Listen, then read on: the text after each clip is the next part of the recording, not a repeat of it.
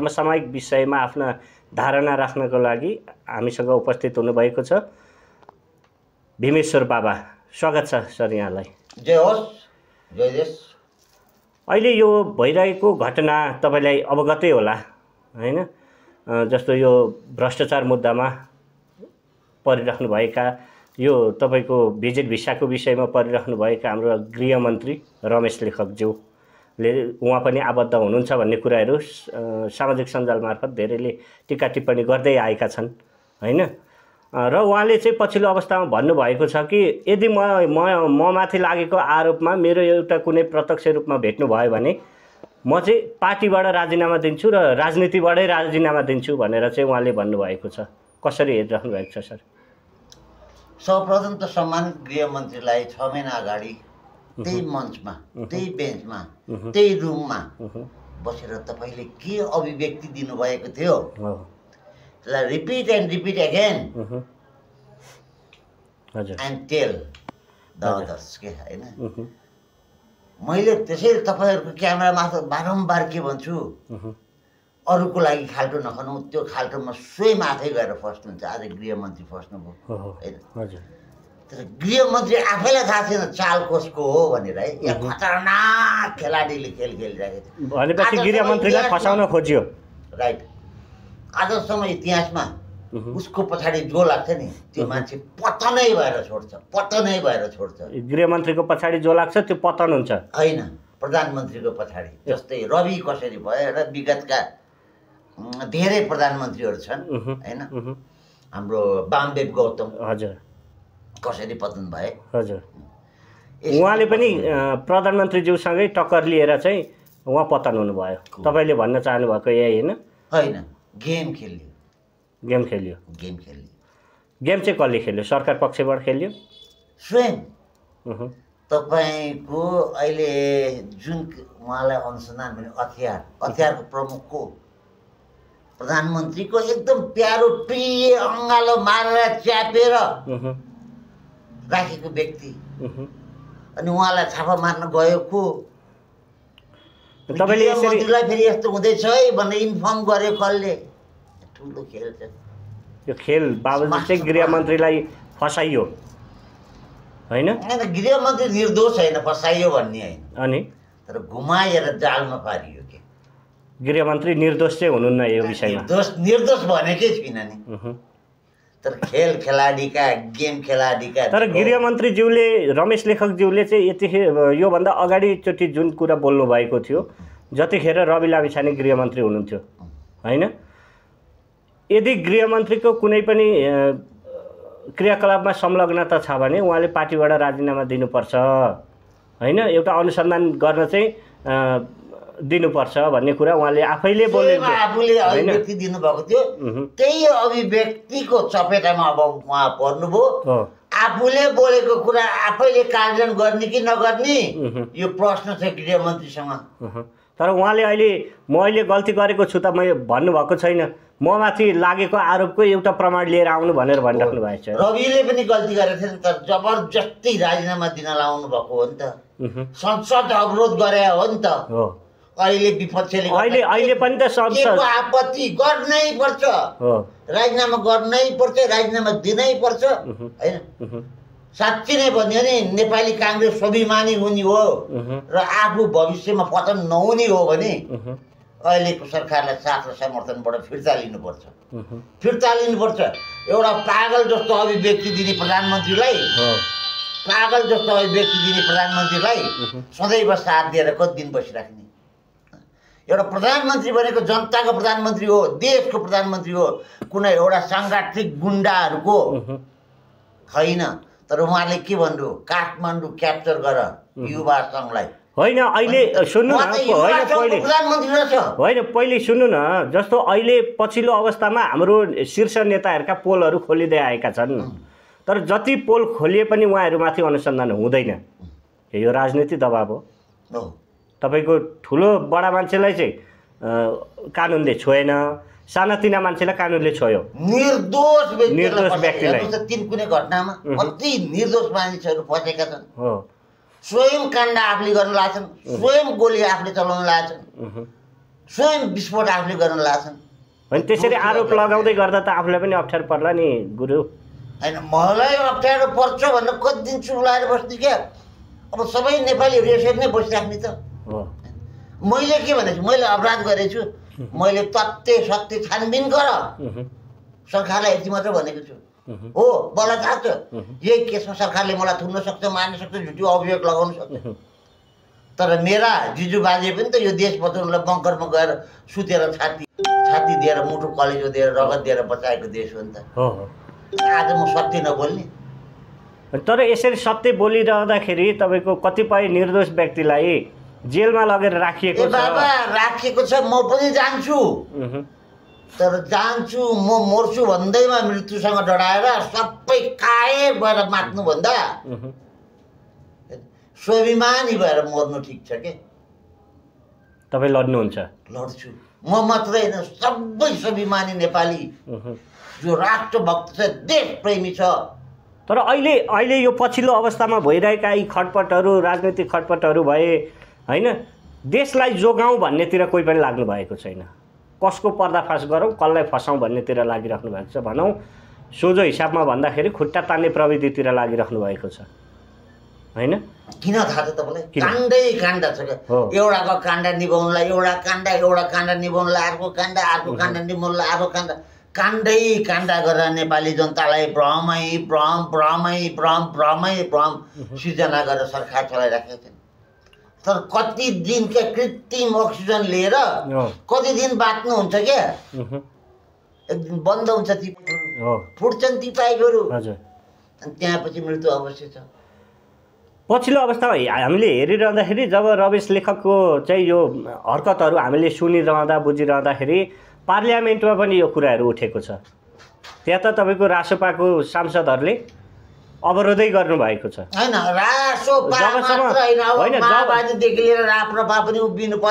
जबसम्म गृहमन्त्रीको राजीनामा हुँदैन तबसम्म संसदमा अवरोध गरिरहन्छौँ गरिराख्नुपर्छ, गर्नुपर्छ। कति दिन चल्ला सर यसरी? जति दिनसम्म यिनीहरू सुध्रिँदैन होइन। त्यसलाई त ल समस्या आयो, समस्याको समाधानतिर जानुपर्ने हो नि त होइन र? समाधानको बाटो के हो त? संयोगता हो नि त। एक आपसमा बसेर छलफल गर्नु पर्यो नि त। अहिले राष्ट्रवादीहरूले के भनेछ? गोली हान्ने होइन, तोडफोड गर्ने होइन, एउटा टेबलमा बसौँ न त, वार्ता गरौँ न त। सक्छौ त चुनाव गर न, प्रत्यक्ष चुनाव गर। एउटा झुन्डले 8000 व्यक्तिले हेर्नु त, 8000 व्यक्तिले भोट दिएको जिताएको मान्छेलाई हामीले सम्मानित प्रधानमन्त्री भन्नुपर्ने। चुनाव हारेको व्यक्तिलाई राष्ट्रपति भनेर, राष्ट्र प्रमुख भनेर सलाम ठोक्नुपर्ने। जुन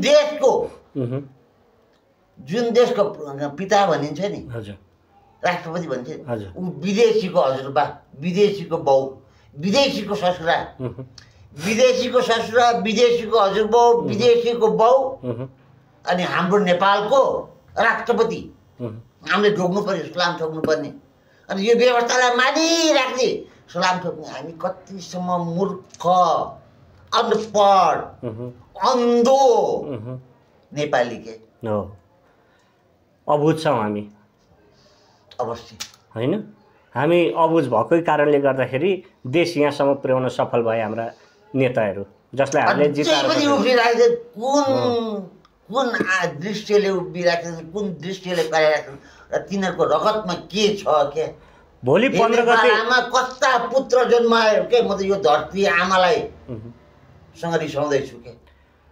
भोलि जेठको 15 गते गणतन्त्र दिवस, त्यसमाथि तपाईँको राजावादी र राप्रपाको संयुक्त आन्दोलन पनि हुँदैछ भन्ने सुनिएको छ।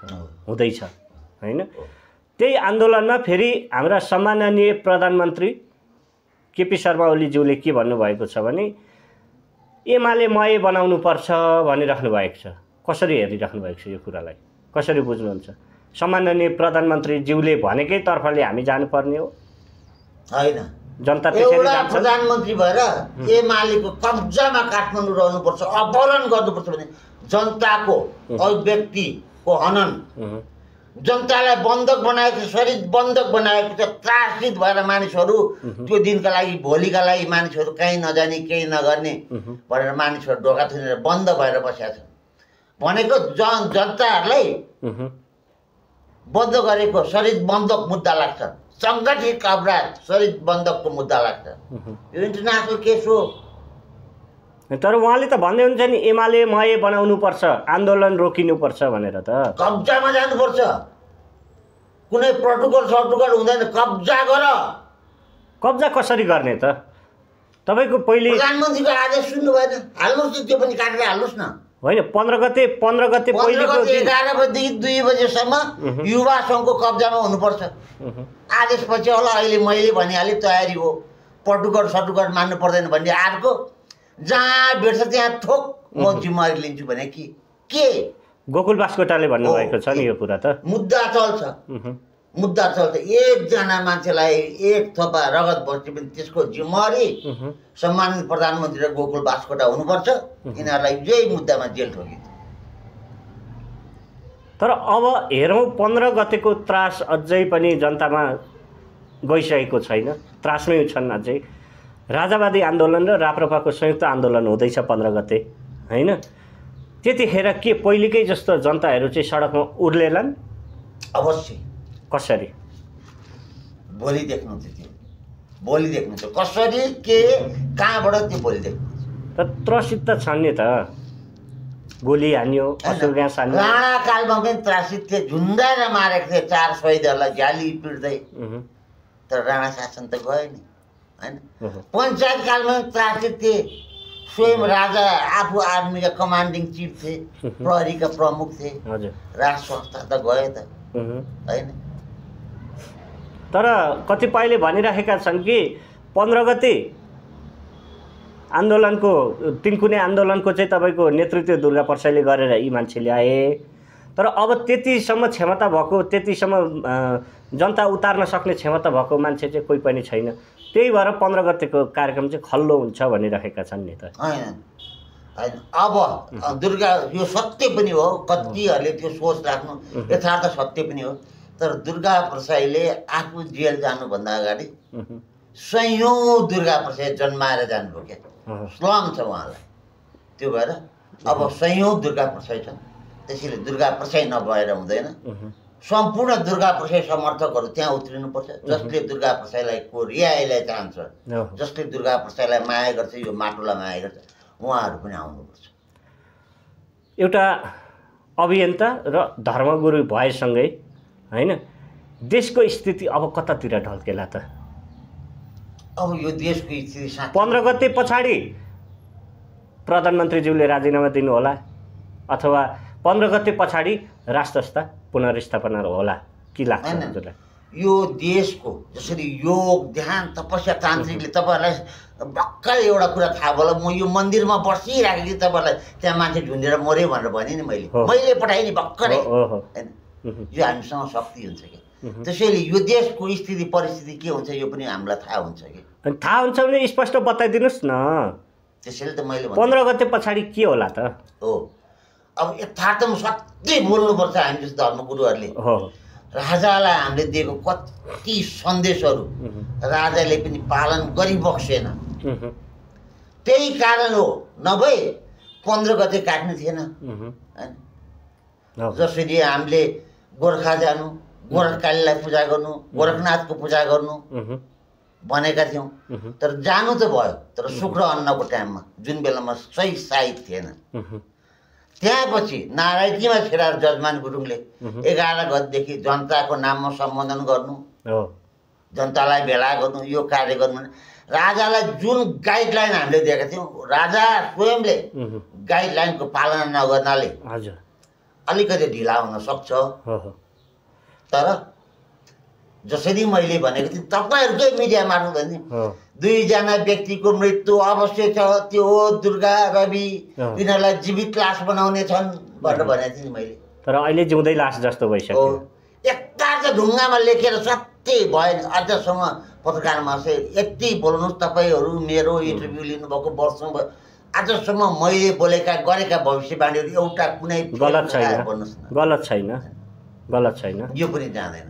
र अहिले भर्खरै एउटा न्युज के आयो भन्नुहुन्छ भने केपी ओलीकै अगाडि चाहिँ पूर्व वरिष्ठ एमाले नेताले भोलि 15 गतेको आन्दोलनमा एकजना मृत्यु भए या एकजना घाइते भए भने हामी घिसार्न तयार छौँ भनेर उहाँकै पार्टीका एकजना वरिष्ठ नेताले पनि भन्नुभएको छ कि अब भोलि के होला त भन्ने कुरा जनतामा धेरै त्रसित छाएको छ। यतिखेर तपाईँहरूले जसरी सोचिराख्नु भएको छ हैन, त्यो तरिकाले तपाईँको मान्छे उपस्थित होलान् या यो व्यवस्था परिवर्तन गर्न सफल होलान्? अहिले यो विषयमा इन्टरनेसनल चासो भइराखेको छ। तपाईँले देखिहाल्नुभयो होला, अमेरिकाको राष्ट्रपति ट्रम्पले राजाको फोटो देखाउँदै थिए केही दिन अगाडि, देख्नु भएको होला प्रत्यक्ष भने। एउटा विश्व प्रजातान्त्रिक सङ्गठनले, विभिन्न राष्ट्रको एउटा सङ्गठनले पनि नेपालमा राष्ट्रवादीहरूमाथि दमन भयो, अत्याचार भयो, सरकारले दमन गर्यो भनेर एउटा पोलिसी दिएछन् भने उहाँहरूले नै 15 गते खुद मोनिटरिङ गर्छु भन्नुभएको छ। त्यसैले 15 गते जसरी प्रधानमन्त्रीले डर त्रास धम्की देखाउनु भएको छ नि, त्यो हुनेवाला छैन। उहाँका व्यक्तिहरू एकजना पनि आउनेवाला छैन। त्यो त प्रधानमन्त्रीज्यूले लुम्बिनीमा सिरामा गरेको प्रोग्रामहरू खाली स्टेजहरू देख्नुभयो, एकजना मान्छे नभएको होइन। त्यो उहाँहरूलाई लाज मर्नु कुरा हो, एकछिन आवेशमा आएर भन्नुभएको हो होइन। तर अब जसरी थोरै यता हाम्रो गृहमन्त्रीज्यूतिर ढल्क्यौँ, जसरी अभियोग लागिरहेको छ के साँच्चैकै राजीनामा दिनु होला त उहाँले? दिनुपर्छ। कहिलेसम्म दिनु होला त तपाईँको विचारमा? होइन, दिनुपर्छ। जबसम्म राजीनामा दिनु हुँदैन तबसम्म समस्याको समाधान नै हुँदैन। तर एउटा नेपाली काङ्ग्रेसका वरिष्ठ नेता पनि हुनुहुन्छ उहाँ होइन, गृहमन्त्री पनि हुनुहुन्छ। त्यो कारणले गर्दाखेरि उहाँ गृहमन्त्रीमाथि त्यसरी आरोप लागिरहँदाखेरि नेपाली काङ्ग्रेस अहिले शान्त भएर बसिरहेको अवस्था छ। अब नैतिकताको प्रश्न नेपाली काङ्ग्रेसमाथि नै गइराखेको छ। गगनज्यूलाई भन्छु, गगन थापाज्यू तपाईँ किन मौन हुनुहुन्छ? कोही बोल्नु भएको छैन त्यो विषयमा। अब बोल्नुहुन्छ। हिजोदेखि त संसद बस्यो, अधिवेशन बस्यो, अब बोल्नुहुन्छ। प्रधानमन्त्रीको अभिव्यक्तिबारे त बोलिसक्नु पनि भइसक्यो। हजुर, अब यो बारेमा पनि बोल्नुहुन्छ। गृहमन्त्रीले राजीनामा पनि दिनुहुन्छ। फेरि नेपाली काङ्ग्रेस अगाडि आएर यस्तो भ्रष्टाचारीहरू भनौँ होइन, या तपाईँका यसमा संलग्न व्यक्तिहरूलाई चाहिँ नेपाली काङ्ग्रेसले कारबाही गर्नै पर्छ। इतिहासमा गरेका पनि छन् नेपाली काङ्ग्रेसले। तर आफै नेपाली काङ्ग्रेस अहिले फेरि पछिल्लो अवस्थामा आफै पतन हुने बेला पनि भएको छ। यदि गरेन भने त झनै पतनको बाटो अवश्य रोज्दैन। नेपाली काङ्ग्रेसै हुन्छ। शेरबहादुर देउपाजी नै हुनुहुन्छ जो चाहिँ बौद्धिक सनातन हिन्दू धर्मसहितको राज संस्था सहितको प्रजातन्त्र। सुनिल शर्माज्यूले त्यतिखेरै भन्नुभएको छ तपाईँमाथि यदि आरोप लाग्दैछ भने तपाईँले राजीनामा दिएर स्पष्ट छानबिन गर्न चाहिँ तपाईँले सहयोग पुर्याउनु पर्छ भनेर सुनिल शर्माज्यूले पनि भन्नुभएको छ। उहाँले मात्रै होइन, थुप्रै नेपाली काङ्ग्रेसका नेताहरूले पनि भन्नुभएको छ भने प्रधानमन्त्रीको अभिव्यक्तिमाथि पनि खरो टिप्पणी गर्नुभएको छ। त्यसैले अब धेरै यो सरकार पनि रहँदैन। हजुर, सरकार पनि ढल्छ र यो देशमा सरकार ढल्छ। त्यो अनिवार्य ढल्छ। कहिले ढल्छ त? अबको होइन, तपाईँको एउटा दृष्टिले गर्दाखेरि, एउटा धर्मगुरु मेरो दृष्टिले गर्दाखेरि 14 देखि 21 हप्ता, धेरै 14 देखि 21 हप्ता। 14 देखि 21 हप्ताभित्रमा के भन्छ सरकार ढल्छ। राज संस्था आउँछ आउँदैन त्यो समय आउनु छ, बाँकी छ। किनकि राजाले हामीले भनेको गाइडलाइनमा हिँड्नु भएन। हजुर, गाइडलाइनमा हिँड्ने भए 15 गते काट्ने थिएन, बुझ्नु भएन? गाइडलाइनमा नहिँड्ने कारण। तर केपी शर्मा ओलीको सरकार चाहिँ ढल्छ। केपी शर्मा ओलीको सरकार चाहिँ ढल्छ, त्यो त अनिवार्य छ नि गुरु। कस्तो अनिवार्य छ? अनिवार्य छैन त। तपाईँको उहाँहरू त वार्तामा बसेर सहमति गरेर यति वर्ष चाहिँ मैले चलाउने, यति वर्ष तपाईँले चलाउने भन्ने एउटा छ नि। त्यो अनुसार त उहाँको त अझै 14-15 महिना छ क्या। मैले 14-15 महिना भनेको छैन के, हप्ता। 21 देखि 14 देखि 21 धेरैमा 28 हप्ता भनेको छु कि महिना भनेको छु। त्यतिखेर अनिवार्य सरकार ढल्छ। 1 महिनामा सुन्नु होला, 1 महिनामा 4 वटा हप्ता हुन्छ क्या। विचार गर्नुहोस् है। हजुर, ढल्छ, बकाइदा ढल्छ। त्यस पछाडि को आउला त? के अब त्यस पछाडि राजा नै आउँछन्? होइन, त्यसपछि नि राजा आउँछन् भन्न सकिँदैन। मैले अघि नै तपाईँलाई फेरि यो कुरालाई नदोहोऱ्याउँ होइन। हजुर हजुर। अब त्यसपछि त एउटा संविधानले राष्ट्रले भनेको सबैभन्दा ठुलो पार्टी भनेको नेपाली काङ्ग्रेस हो। अहिले सरकार ढल्ने बित्तिकै प्रधानमन्त्री हुने त नेपाली काङ्ग्रेसकै हो नि त। माओवादी पनि छ नि त। होइन होइन, सबैभन्दा ठुलो पार्टी त नेपाली काङ्ग्रेस हो नि त। काङ्ग्रेस हो, तर माओवादी पनि लाइनमा बसिरहेको छन्, फेरि त्यहाँ थिचामोर्चा त होला। हेर्नुहोस्, प्रचण्डज्यू असफल भइसक्यो, 18 महिना प्रधानमन्त्री खानुभएको नि त, असफल भएको नि त। हो, त्यहाँपछि एमाले प्रधानमन्त्री खायो नि त। पनि अब नेपाली काङ्ग्रेसको नेतृत्वमा परिवर्तन आउँछ। नेपाली काङ्ग्रेसले छिटोभन्दा छिटो आजभोलि नै सरकार परिवर्तन गरेर आफ्नो सरकार गठन गर्नुपर्छ। त्यहाँबाट मात्रै देश त अलिकति सुमार्गमा जाओला।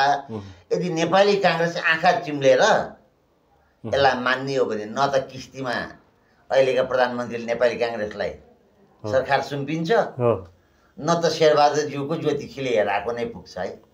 म चाहिँ यो भन्दैछु, ज्योतिषीले हेराएको पुग्छ न त पुग्छ, पुग्दैन क्या, पुग्दैन। किस्ती पर्खिनु भने पुग्दैन। हामी कार्यक्रमको अन्तिममा पनि छौँ गुरु।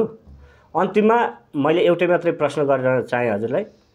अन्तिममा यो जति समस्याहरू भइरहेका छन् अहिले देशमा होइन, राजनीतिक खिचातानी यताउता भइरहेका छन्, आरोप प्रत्यारोपहरू लागिरहेका छन्, यसको समस्याको समाधानको बाटो चाहिँ के छ त? सजिलो के छ? शब्दमा वार्ता। वार्ता। संसारको सबैभन्दा ठुला वारहरू, दोस्रो विश्वयुद्धदेखि लिएर भियतनाम वारदेखि लिएर नेपालकै तपाईँको यत्रो जनयुद्ध पनि 12 बुधे समझदारीले भएको नि त होइन। त्यसैले वार्ता, त्योभन्दा ठुलो अरू केही पनि छैन। जति सुकै रक्तचाप गर्नुहोस्, अन्त्यमा आएर वार्तै गर्नुपर्छ। त्यसैले मर्ने र मार्ने किन? समयमै बुद्धिमानी गेम खेलौँ। नौटङ्की हिसाबले होइन, फेरि हाम्रो प्रधानमन्त्रीज्यू त यति संसारको नौटङ्की हावा फडा है। अब भारत र पाकिस्तानको लडाइँ पनि मैले गरेँ भने एउटा सम्माननीय पदमा हुनुभएको व्यक्तिले होइन त्यो अभिव्यक्ति मर्नु अभिव्यक्ति पनि दिने हो। अमेरिकाको प्रेसिडेन्टले भनेको छैन, त्यस्ता अभिव्यक्ति पनि दिने हो। हुन्छ, धन्यवाद।